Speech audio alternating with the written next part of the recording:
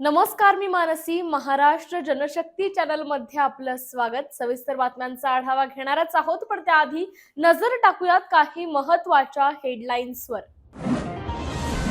रोहा नगर परिषद निवडणुकीपूर्वी पोलिसांकडून शहरात रूट मार्च, शांतता आणि सुरक्षिततेसाठी पाऊल, नागरिकांमध्ये आत्मविश्वासाचं वातावरण. मुख्यमंत्र्यांचा महाड उमेदवारांना फोन, देवेंद्र फडणवीस यांच्याकडून शुभेच्छा. महाडमध्ये युतीचा प्रचार शिगेला, निवडणुकीचं वातावरण अधिक तापलं. चाकाळेत महालक्ष्मी मंदिरात सुवासिनी उत्सव 28 नोव्हेंबर ते 1 डिसेंबर 2025. अभिषेक, भजन, गोंधळाचा कार्यक्रम, भाविकांना महाप्रसादाचं निमंत्रण. आणि श्रीवर्धन मध्ये शिंदे सेनेला प्रतिसाद, अक्षता श्रीवर्धनकरांचा जोरदार प्रचार. शिवसेनेचा भगवा फडकणार, विश्वास, विकास कामांचं आश्वासन मतदारांना. आता पाहूयात सविस्तर वृत्त. रोहा नगर परिषद निवडणुकीच्या पार्श्वभूमीवर शहरात आज पोलिसांकडून एक विशेष रूट मार्च काढण्यात आला. आगामी 2025च्या निवडणुका शांततेत, निर्भय आणि सुरक्षित वातावरणात पार पाडाव्यात, हा या रूट मार्चचा मुख्य उद्देश होता. आज सकाळी 10:30 ते दुपारी 1:15 वाजेपर्यंत तब्बल 3 तास रोहा पोलिसांनी शहरातील प्रमुख आणि संवेदनशील भागातून संचलन केलं. या रूट मार्च मध्ये शहरातील महात्मा फुले नगर, मोरेआळी, मारुती चौक बाजारपेठ आणि फिरोज टॉकीज अशा अनेक महत्त्वाच्या आणि गर्दीच्या ठिकाणांचा समावेश होता.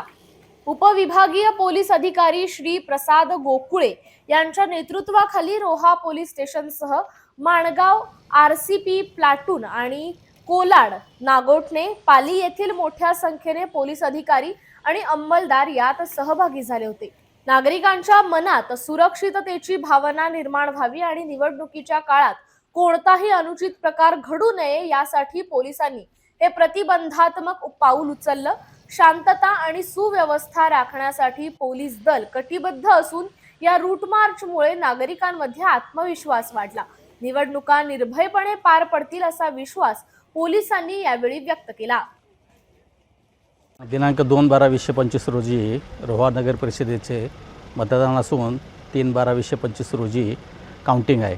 त्या अनुषंगाने आज रूट मार्च करण्यात आलेला आहे. रूट मार्च करण्याचा उद्देश ही सदरची निवडणूक ही भयमुक्त शांततेत पार पाडावी, कोणताही कायदा सुव्यवस्थेचा प्रश्न निर्माण होऊ नये, तसेच नागरिकांनी भयमुक्त होऊन बाहेर पडून जास्तीत जास्त मतदान करावे आणि आपला लोकशाहीने जो आपल्याला हक्क दिलेला आहे मतदान करण्याचा तो त्यांनी पार पाडावा, या मागचा उद्देश आहे. या रूट मार्चमध्ये अधिकारी, अंमलदार, आरसीपी टीम असे मिळून हा रूट मार्च काढण्यात आलेला आहे. सोशल मीडियावर ज्या ठिकाणी काही इलिगल ॲक्टिव्हिटी चालू आहे किंवा काय ते, त्या ठिकाणी आमचा स्टाफ नेमलेला आहे. तो स्टाफ त्याच्यावर नजर ठेवून ज्या ठिकाणी इलिगल काय ॲक्टिव्हिटी दिसून येतील त्यावर आम्ही कायदेशीर कारवाई करणार आहोत. रत्नागिरी शहरातील नागरी सुविधांच्या दुरावस्थेवरून भाजपने तीव्र शब्दात टीका केली आहे. भाजपचे माजी जिल्हाध्यक्ष राजेश सावंत यांनी रत्नागिरी नगर परिषदेच्या निवडणुकीच्या पार्श्वभूमीवर आयोजित पत्रकार परिषदेत हे टीकास्त्र सोडलंय. राजकीय भूमिका बाजूला ठेवून शहराच्या गरजांना आणि कौटुंबिक स्नेहाला प्राधान्य देत असल्याचं सावंत यांनी स्पष्ट केलंय. राजेश सावंत यांनी यावेळी मी कोणत्या पक्षात आहे यापेक्षा माझ्या रत्नागिरी शहराचं भलं झालं पाहिजे यावर भर दिला. केवळ दिखाऊ कामांऐवजी प्रत्यक्ष नागरिकांना सोयी सुविधा मिळाव्यात अशी त्यांची मागणी आहे. रत्नागिरीच्या विकासासाठी आणि उज्ज्वल भविष्यासाठी आता नागरिकांनी योग्य निर्णय घ्यावा असं आवाहनही त्यांनी केलंय. रत्नागिरी नगर परिषदेच्या निवडणुकीमध्ये प्रत्येक पक्ष आपापल्या परीने प्रचार करतोय आणि वेगवेगळ्या पद्धतीनं आपली व्यूहरचना प्रत्येकजण आखत विजयाच्या दिशेपर्यंत जातो. परंतु ही एक वेगळीच व्यूहरचना आज या निमित्तानं आपल्याला मी दाखवू इच्छितो की हे शिंदे शिवसेनेचं पत्रक आहे. या पत्रकावर प्रभाग क्रमांक 4 मध्ये शिवसेनेचे उमेदवार आहेत तिथे वरती तुम्ही पाहिलं असेल तर कोणाचेही फोटो नाहीत. आणि प्रभाग क्रमांक 15 मध्ये इथे वरती आनंद दिघे साहेबांचा फोटो आहे, मोदीजींचा फोटो आहे, अमित शहा साहेबांचा फोटो आहे, देवेंद्रजींचा फोटो आहे, अजितदादांचा फोटो आहे, राणे साहेबांचा फोटो आहे, रवींद्र चव्हाण साहेबांचा फोटो आहे, आठवले साहेबांचा फोटो आहे आणि कोणतरी आहेत. माझं म्हणणं असं आहे की हा प्रभाग क्रमांक 4 मध्ये मुस्लिम बाहुल्य असल्यामुळे या ठिकाणी मोदीजींचा फोटो लावला नाही का, किंवा अमित शहा साहेबांचा. देशाच्या पंतप्रधानांचा फोटो तुम्ही एका प्रभागात लावताय आणि दुसऱ्या प्रभागात लावत नाही. याचा अर्थ मोदीजींचा तुम्ही अपमान करताय. नेमकं काय करताय? आणि हा तुझा भाऊ का? जर मतदार सारखा आहे तर तुम्ही हिंदू मुस्लिम कशाला करता त्याचं? मोदीजींचा फोटो लावण्यामुळे इथं मतं मिळणार नाहीत असं काय शंका आहे का? या देशातला सर्वोच्च नेता, देशाचे पंतप्रधान त्यांचा फोटो लावत नाहीत. रायगड जिल्ह्यातून एक महत्त्वाची बातमी. जिल्ह्यातील सर्व पूल आणि साकवांचे तातडीने ऑडिट करून धोकादायक आणि कमकुवत संरचना नव्याने बांधाव्यात अशी मागणी माजी आमदार पंडित पाटील यांनी राज्य सरकारकडे केली आहे. पाटील यांच्या मते अलीकडील मुसळधार पावसामुळे अनेक पुलांच्या मजबूतीबाबत गंभीर प्रश्नचिन्ह निर्माण झालंय. नागरिकांच्या सुरक्षेसाठी त्वरित आणि निर्णायक कारवाईची आवश्यकता आहे. प्रशासनाने सर्व पुलांचे तांत्रिक ऑडिट करून त्याचा सविस्तर अहवाल सार्वजनिक करावा. तसेच जीर्ण झालेले पूल वाहतुकीसाठी बंद करून सुरक्षित पर्यायी व्यवस्था उपलब्ध करून द्यावी असं त्यांनी सुचवलंय. सरकारने संभाव्य आपत्ती टाळण्यासाठी विशेष निधी मंजूर करून कामांना गती द्यावी, अन्यथा जन आक्रोश वाढेल असा स्पष्ट इशाराही पाटील यांनी दिलाय. स्थानिक लोकप्रतिनिधी आणि सार्वजनिक बांधकाम विभागाने एकत्र येऊन पाहणी मोहीम राबवावी, जेणेकरून कोणतीही जीवितहानी होण्यापूर्वी योग्य उपाययोजना करता येतील असं आवाहनही त्यांनी केलंय. नागरिकांच्या सुरक्षिततेसाठी सरकारने या मागणीकडे तातडीने लक्ष देणं गरजेचं आहे. आज रायगड जिल्ह्यामध्ये महाड येथे मोठी दुर्घटना घडली. तेव्हा मेहता साहेब पालकमंत्री होते आणि त्यावेळेला राज्य सरकारने जिल्ह्यातील स्ट्रक्चरल ऑडिट करावं अशी सूचना दिली होती. नुकताच अलिबाग रोहा रस्त्यावरती एक ब्रिज पडून दुर्घटना थोडक्यात घडली आणि फार मोठी हानी होण्यापासून नुकसान झालं नाही. अलिबाग वडखळ रस्ता NHI आहे. त्याचं डांबराचं नूतनीकरणाचं काम सध्या चालू आहे. पण त्याच्या अंतर्गत जे ब्रिजेस आहेत, मोऱ्या आहेत, त्या ह्या एस्टिमेटमध्ये पकडलेल्या नाहीत. तर माझी आपल्या माध्यमातून सरकारकडे मागणी आहे. मी राज्याचे बांधकाम मंत्री शिवेंद्रराजे भोसले यांना पण पत्र पाठवणार आहे. मी प्रत्यक्ष भेटणार आहे. मी ईमेलद्वारे त्यांना पत्र पाठवले. NHIचे जे शेलार साहेब आहेत AC, त्यांच्याशी पण संवाद साधला की अलिबाग वडखळ रस्त्यावरती RCA, JSW नंतर गेल यांची अवजड वाहनं चालत असतात आणि नव्याने लोढा बिल्डर हे मालवा परिसरात आलेल्या त्यांच्या पण गाड्याची वाहतूक होत असते. आणि हे ज्या रस्त्यावरचे जे ब्रिजेस आहेत ते 10 टनाच्या कॅपॅसिटीचे त्यावेळेला बनवलेले आहेत. तर माझी मागणी आहे की रस्त्याचं नूतनीकरणाचं काम त्यांनी मंजूर केले, त्याबद्दल त्यांना धन्यवाद. पण हे जे ब्रिजेस आहेत, सागा मारुती आहे, पडी येथे आहे, पेजारी येथे अनेक मोऱ्या नादुरुस्त झालेल्या आहेत. ते याचं स्ट्रक्चरल ऑडिट करून तात्काळ त्याला मंजुरी द्यावी. कारण NHIने याचं टेंडर 42 कोटीला काढलं होतं, पण स्पर्धेमध्ये ते काम 22 कोटीमध्ये मंजूर झालेलं आहे. ऑलरेडी 22 कोटी जर या ब्रिजच्या कामासाठी वापरले तर खऱ्या अर्थाने आगामी काळामध्ये होणारे दुर्घटना टळतील आणि खऱ्या अर्थाने अवजड वाहतुकी सुलभपणे करता येईल. महाड नगरपालिकेच्या निवडणुकीच्या रणधुमाळीत राजकीय वातावरण चांगलंच तापलंय. आरोप प्रत्यारोपांच्या फैरी झडल्या जात असून राजकीय पक्षांमध्ये शाब्दिक युद्ध सुरू झालंय। याच पार्श्वभूमीवर एका जाहीर सभेत युवा नेते विकास गोगावले यांनी विरोधकांवर जोरदार हल्ला चढवला। गोगावले यांनी यावेळी एक अत्यंत गंभीर आणि सूचक विधान केलंय। ओरबाडणे या शब्दातून त्यांनी विकासाच्या नावाखाली सुरू असलेल्या कथित गैरव्यवहारावर आणि विशिष्ट पक्षाच्या कार्यपद्धतीवर थेट निशाणा साधलाय। विकास गोगावले यांच्या या तिखट टीकेमुळे महाडच्या राजकारणात एकच खळबळ उडाली आहे। आणि ही सोन्याची संधी आहे। आता जर का ही सोन्याची संधी आपण जर का हातातनं घालवली तर उद्याच्या भविष्यामध्ये जसा अख्खा रायगड जिल्हा वरबडलाय तसं ही महाड नगरपालिका पण सुतारवाडी वरबडल्याशिवाय राहणार नाही याचा आत्मविश्वास मला आहे। आणि तुम्ही विचार करा की उद्याच्या भविष्याच्या दृष्टिकोनाने आपल्याला शिवनेरी निवासस्थान जवळ आहे का सुतारवाडी जवळ आहे, आणि म्हणून या माझ्या महाडच्या जनतेने ठरवायचं आहे। महाड नगरपालिका निवडणुकीचा प्रचार शिगेला पोहोचलाय। राजकीय रणधुमाळीत भाजप आणि राष्ट्रवादी काँग्रेसच्या युतीने कंबर कसली असून प्रचाराच्या याच धामधुमीत राज्याचे मुख्यमंत्री देवेंद्र फडणवीस यांनी थेट निवडणुकीच्या मैदानात उडी घेत महाडच्या उमेदवारांशी फोनवरून संवाद साधला। मुख्यमंत्र्यांनी यावेळी महाडच्या नगराध्यक्षपदाचे उमेदवार सुदेश कळमकर यांच्यासह सर्व नगरसेवक उमेदवारांना पुढील वाटचालीसाठी दूरध्वनीवरून शुभेच्छा दिल्या।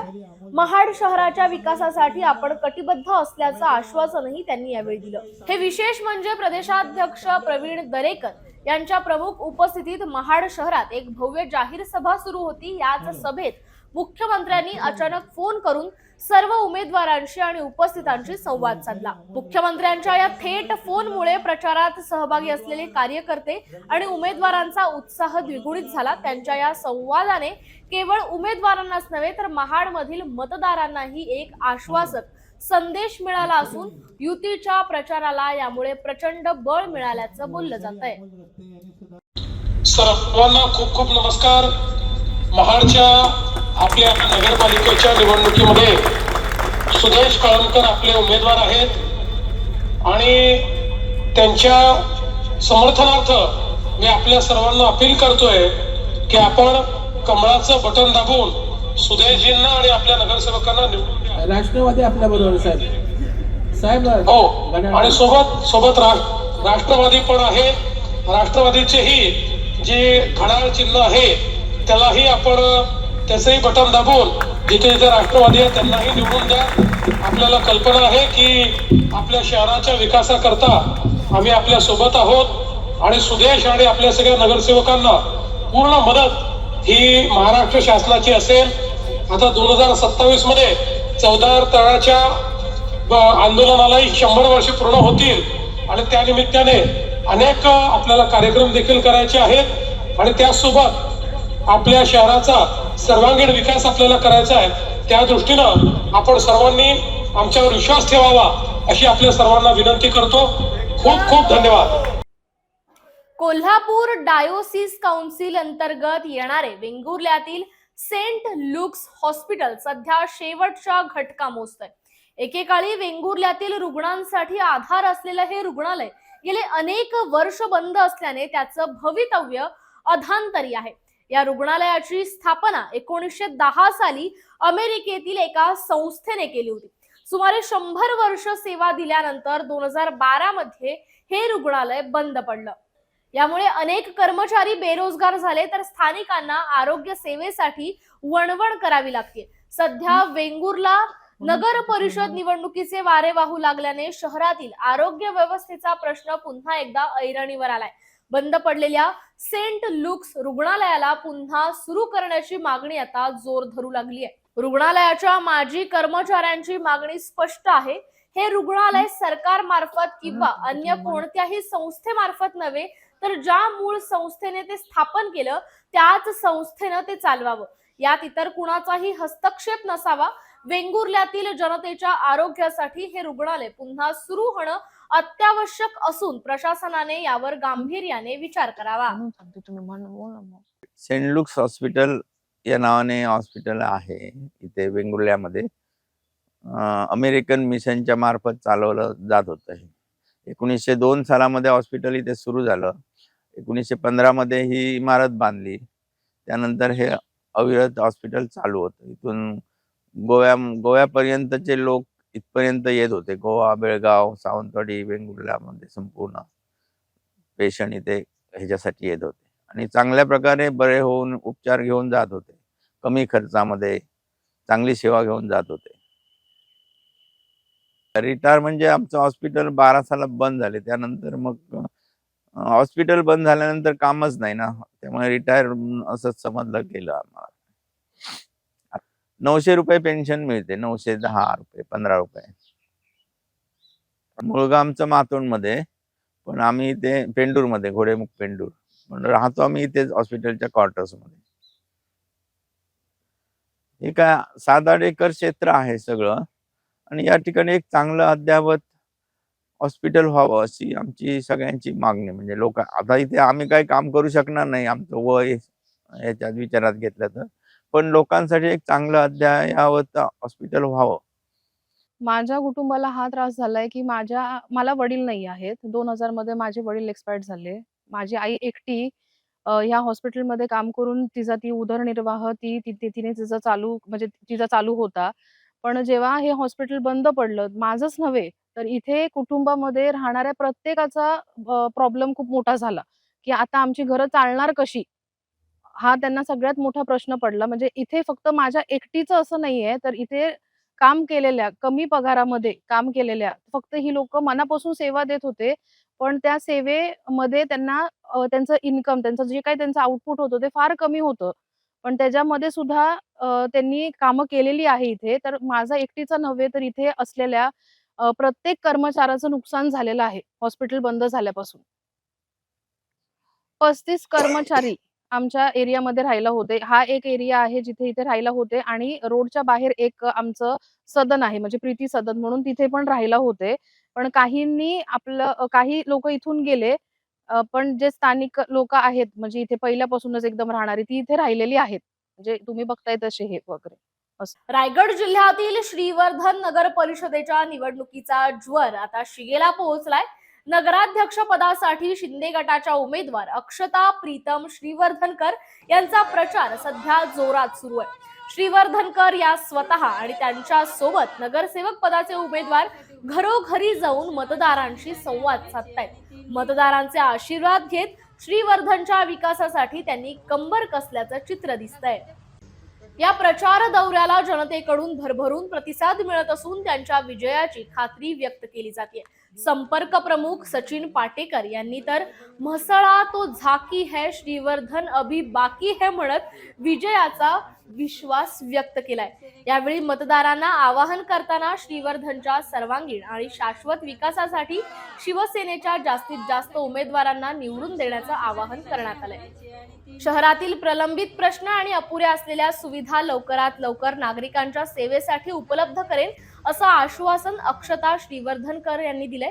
शिवसेनेच्या घोषणांनी श्रीवर्धन नगरी दुमदुमून गेली आहे. जनता आपल्याला भरघोस मतांनी निवडून देईल असा विश्वास व्यक्त करत श्रीवर्धन नगर परिषदेवर शिवसेनेचाच भगवा फडकणार असा दृढ विश्वास अक्षता प्रीतम श्रीवर्धनकर आणि शिवसैनिकांनी बोलून दाखवलाय.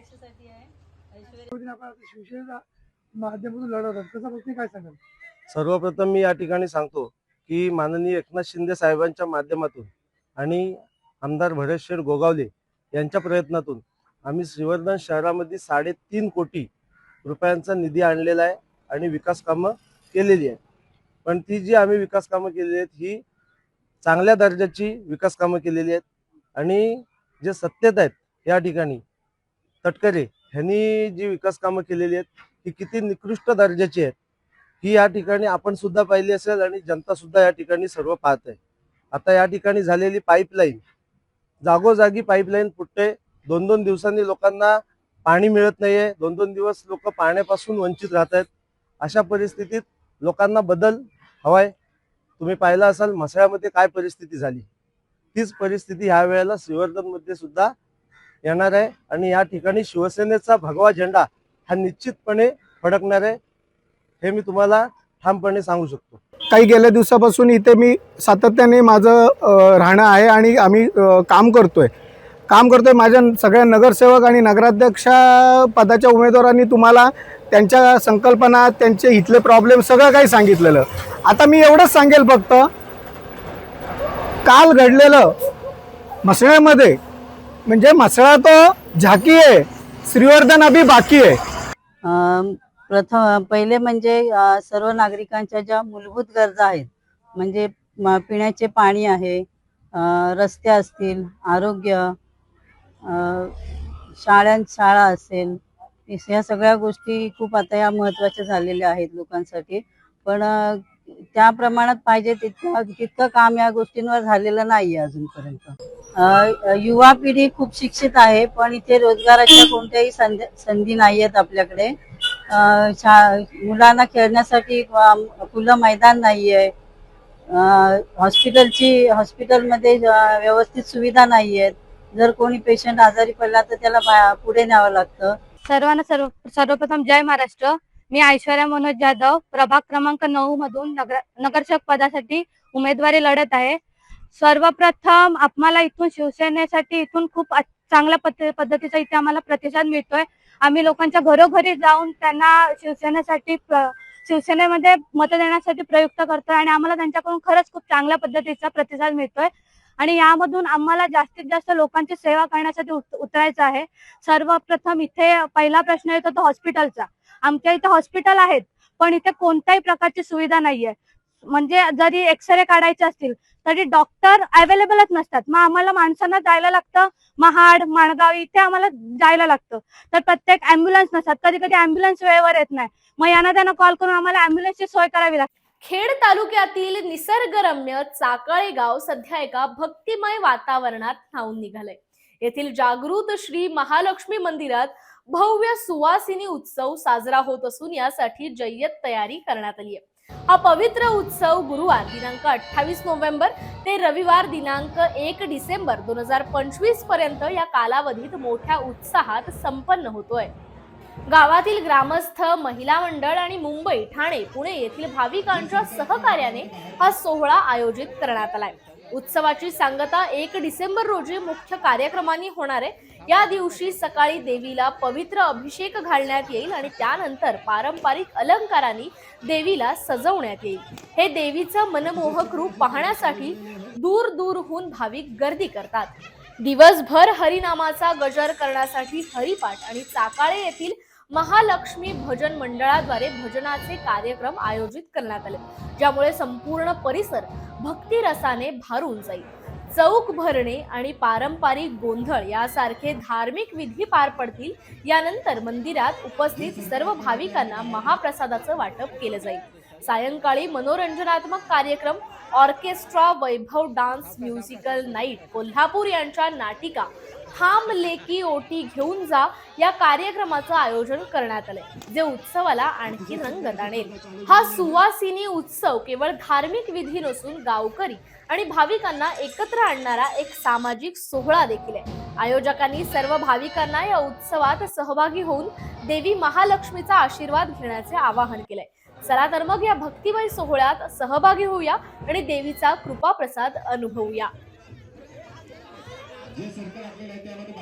खेड शहरातील बजमळे इम्दादियाच्या शाळांमध्ये माजी विद्यार्थिनी मेळाव्याचं आणि विविध कार्यक्रमांचं आयोजन करण्यात आलं. MIA KG अँड प्रायमरी तसेच MIB girls high school and junior कॉलेजच्या संयुक्त विद्यमाने हा कार्यक्रम शुक्रवार दिनांक 5 डिसेंबर 2025 आणि शनिवार दिनांक 6 डिसेंबर 2025 रोजी संध्याकाळी 5 वाजता AE कालेसेकर कॅम्पस खेड येथे पार पडणार आहे.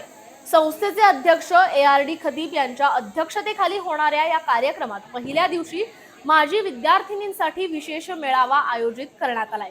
यामध्ये प्रमुख पाहुणे म्हणून सुप्रसिद्ध स्त्रीरोग तज्ज्ञ डॉक्टर विजय शिरीषकर सर उपस्थित राहणार आहेत, तर सन्माननीय अतिथी म्हणून लेखक आणि कवी सुनील शरद चिटणीस सर मार्गदर्शन करतील. दुसऱ्या दिवशी प्रख्यात साहित्यिक डॉक्टर बाळासाहेब लबडे सर यांची प्रमुख पाहुणे म्हणून उपस्थिती लाभणार आहे. या 2 दिवसीय सोहळ्यात सांस्कृतिक कार्यक्रम, खाद्य प्रदर्शन आणि विक्रीचा देखील समावेश आहे. सेक्रेटरी निसार खतीब सर आणि मुख्याध्यापिका रुबिना कडवईकर मॅडम यांनी सर्वांना या कार्यक्रमामध्ये उपस्थित राहण्याचं आवाहन केलंय. हा कार्यक्रम माजी विद्यार्थ्यांच्या भेटीगाठीसाठी आणि नवीन पिढीला प्रेरणा देण्यासाठी एक उत्तम व्यासपीठ ठरणार आहे. वेळ झाली आजच्या बुलेटिन मध्ये इथेच थांबायची. धन्यवाद.